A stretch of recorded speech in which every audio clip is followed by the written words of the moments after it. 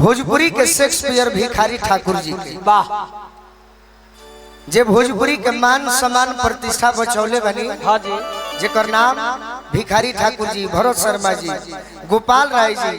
तो भिखारी ठाकुर जी एगो गीत गौले रहनी। एगो पत्नी के पति परदेश चल गए बड़े कमाए खातिर। कहाँ जे कलकत्ता।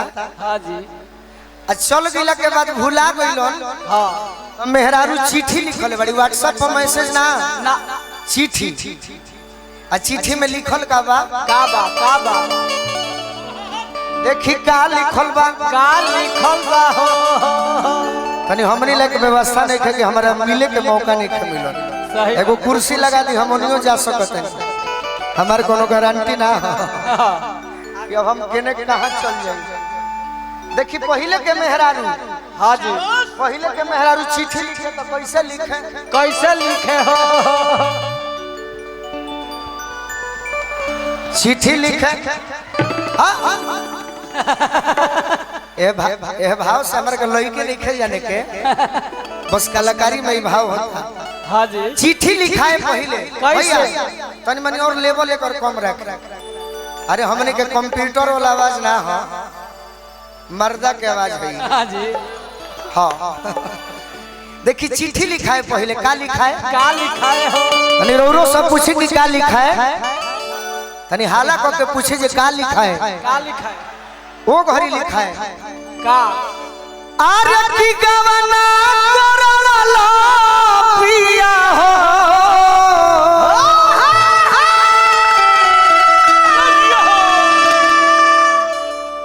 घरे अपना घरे बैठल।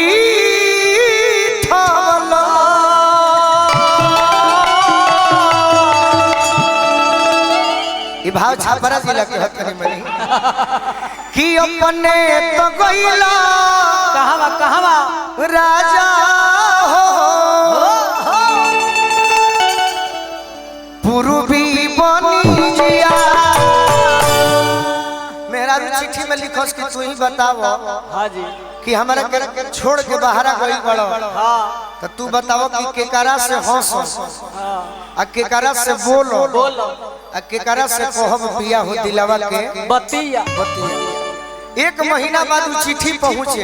हाँ जी तो पति देव जब पढ़स तो चिंता में हो के जवाब देस कि तू पूछले बड़ू केकरा से हंसे के बा, केकरा से बोले के बा आ केकरा से दिल के बात कहे के बा। तो पति देव एने से जवाब भेजो अपना पत्नी खातिर कि नदी से हंसी हो धनी हो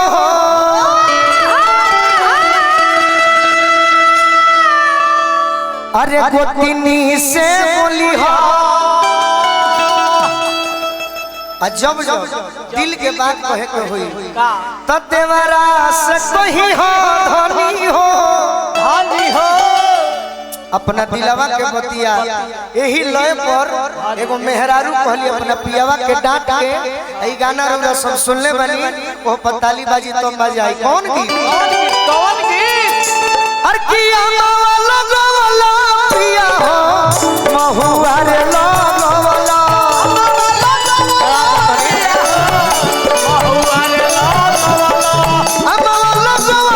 पिया हो महुआ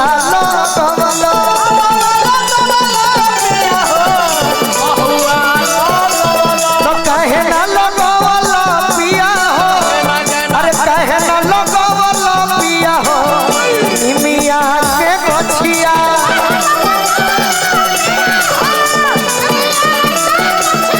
कहे ना लगवला पिया हो निमिया के गछिया।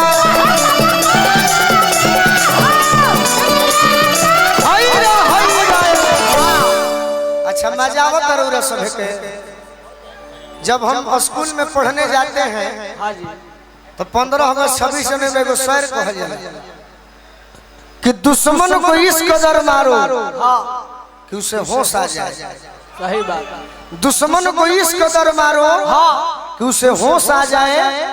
और कलाकारों के लिए इस तरह तालियां बजाइए कि हम कलाकारों में जोश आ जाए। तो कहे ना लो पिया हो निमिया के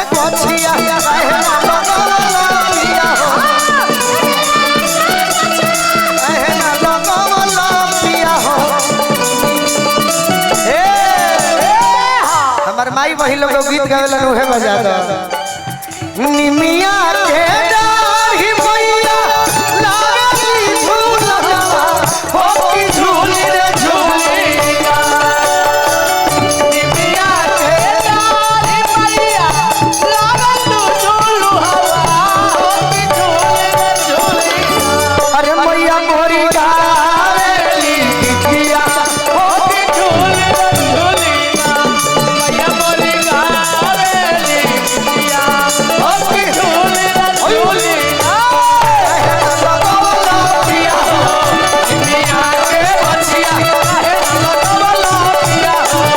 निमिया के पति देव पूछलन कि काहे निमिया के गछिया 76। हाँ जी का है पत्नी कहतरी का कहत कि निमिये हो घरवा माई के माई के अरे निमिये दुआरा हो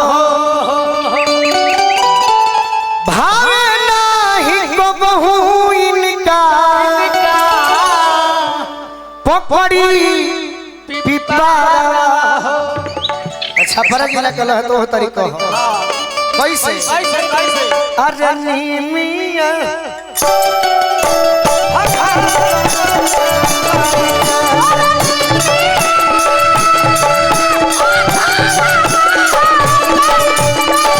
निमिये हो घरवा माई के निमिये दुआरा हो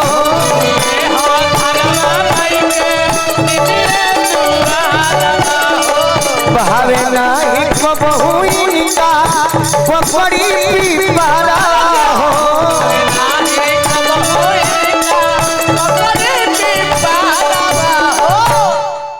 अनारू आर लगवला राजा हो